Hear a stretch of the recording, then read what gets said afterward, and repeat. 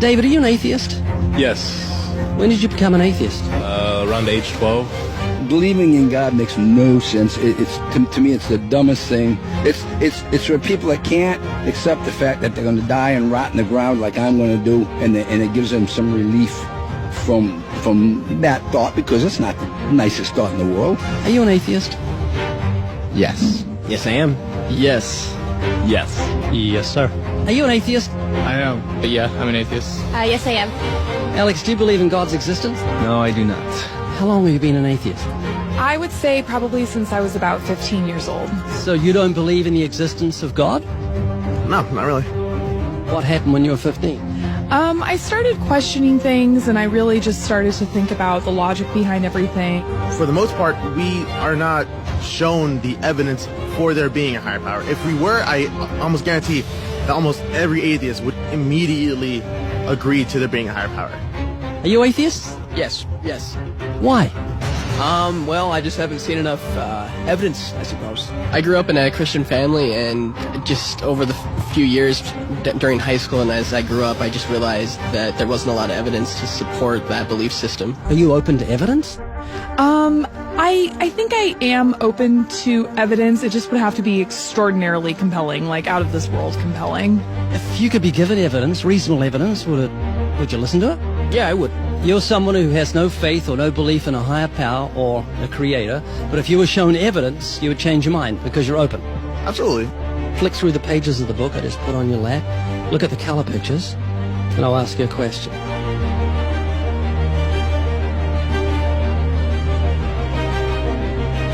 Do you believe that book could happen by accident, that nothing produced the color pictures in the book, that red, orange, yellow, green, blue, indigo, violet ink fell from the sky and formed itself into those beautiful pictures, and then black ink fell from the sky, or from nowhere, and formed itself into coherent words and sentences, capitals and periods and commas, making sense, page numbers fell from the sky, all in order, and then it bound itself and formed itself into a cover with artwork, and there we have a book. Obviously, intelligent design designed the book. Wouldn't that be correct? Yeah. Can you see where I'm going with this? Yeah. Tell me, what is DNA? What is it? Deoxyribonucleic acid. And it's what makes up our bodies and our cells and everything that makes us who we are.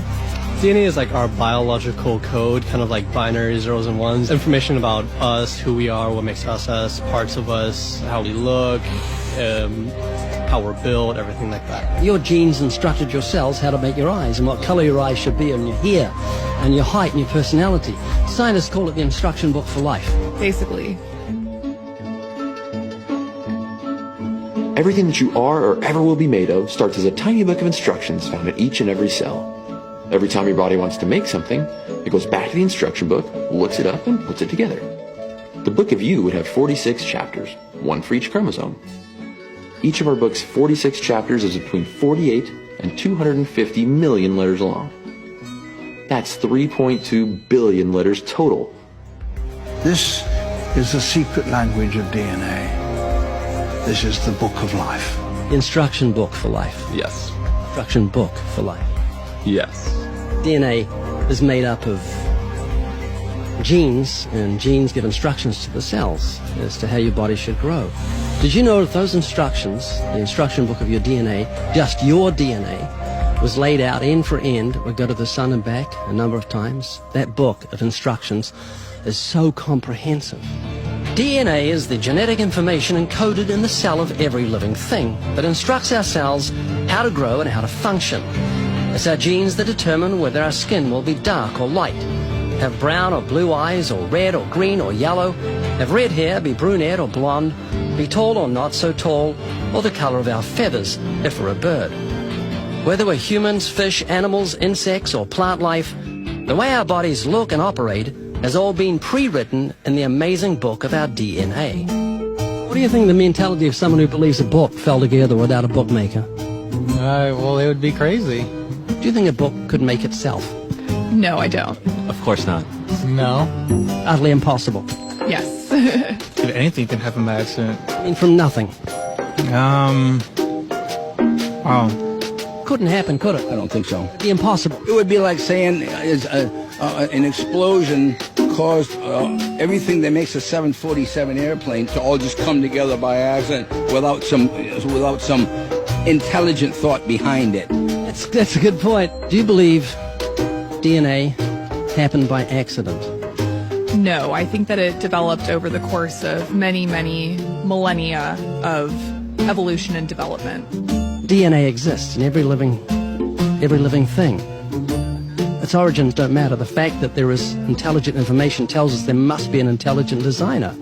Is this making you think?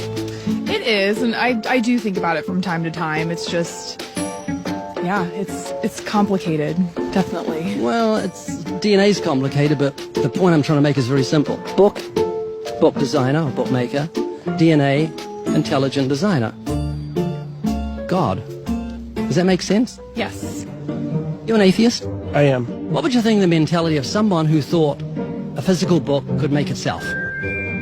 I think they'd be silly. Of course it can't make itself. What would you think of the mentality of someone who believed the instruction book for life, DNA, made itself? I think it'd be silly as well. It would need investigation. That's atheism. Absolutely. And what would you think of the intelligence of someone who believed the instruction book for life made itself? Low intelligence level. DNA happened by accident?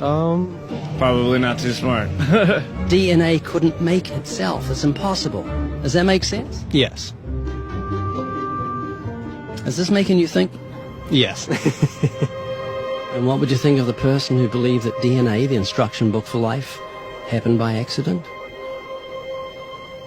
We're not just talking about human beings, we're talking about every form of life. Fleas, cats, dogs, elephants, cows, horses, trees, plants, everything has DNA, the instruction book for life. Which makes the book in your hand just seem feeble compared to the infinite intelligence that must have put the instruction book for life together. Can you see what I'm saying? Yeah. Do you believe DNA happened by accident? I believe it could.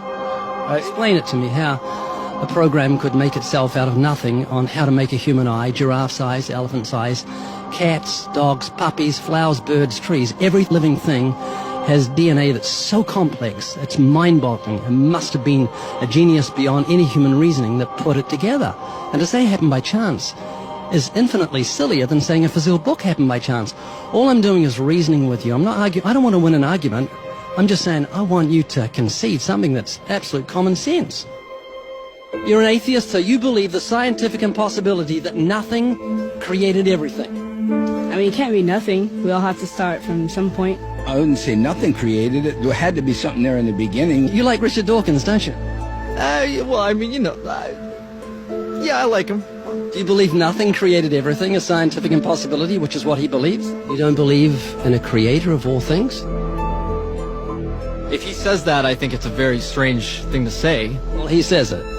It's insane. Nothing can't create anything because it's nothing. There has to be something in the beginning. Nowhere in our history of human reality has something kind of just appeared out of nowhere. Do you believe that nothing created everything? No, because nothing can perform actions. That makes no sense. It's a default position. If you're saying nothing created everything, then you're agreeing with Richard Dawkins. You're mischaracterizing Richard Dawkins, because Richard Dawkins, I'm sure he didn't say that. That seems ridiculous. Professor Richard Dawkins, arguably the world's most high-profile atheist, believes that in the beginning there was nothing, and that nothing created everything. As he attempts to justify this belief, admitting that it defies common sense, the learned professor calls nothing something. Watch the reaction of his audience. Of course it's counterintuitive that you can get something from nothing. Of course common sense doesn't allow you to get something from nothing. That's why it's interesting. It's got to be interesting in order to give rise to the universe at all. Something pretty mysterious had to give rise to the origin of the universe. Which exactly what's meant by nothing, but whatever it is, it's very, very simple. And why is that funny? Well, I think it's a bit funny to be trying to define nothing.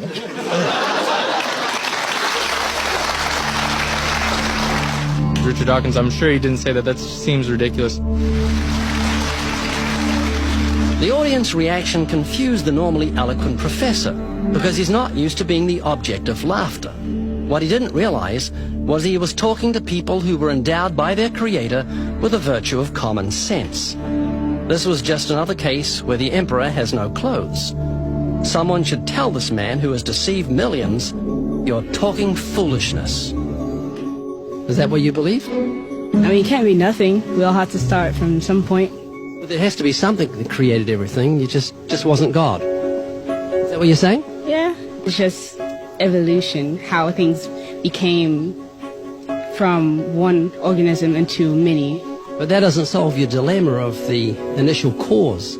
There has to be an initial cause. If there was a big bang in space that from there issued cats and dogs and horses and cows, the sun, the moon, the stars, the seasons, and all this marvel of creation came from a big explosion, what caused the explosion, and where do the materials come from the explosion, and why is there such incredible order from the explosion? Every explosion I've heard of creates chaos, not order. That makes sense? Oh, yeah. This is what you're looking for. If you were looking for truth, this is your information that you need to say, oh, that's logical. How could all this design from the atom to the universe, an incredible order, just happen by accident? Because an atheist actually believes nothing created everything, which is scientifically impossible. I'm trying to say, Haley, I just want you to think. You're not just a blob of nothing, that it came from an explosion that created order, which is against nature. That means that you've got purpose and meaning in the universe. So it's not altogether bad news. I just want a relationship with whoever built me. This is too much, too weird that it happened by accident. It didn't happen by accident. I don't feel that.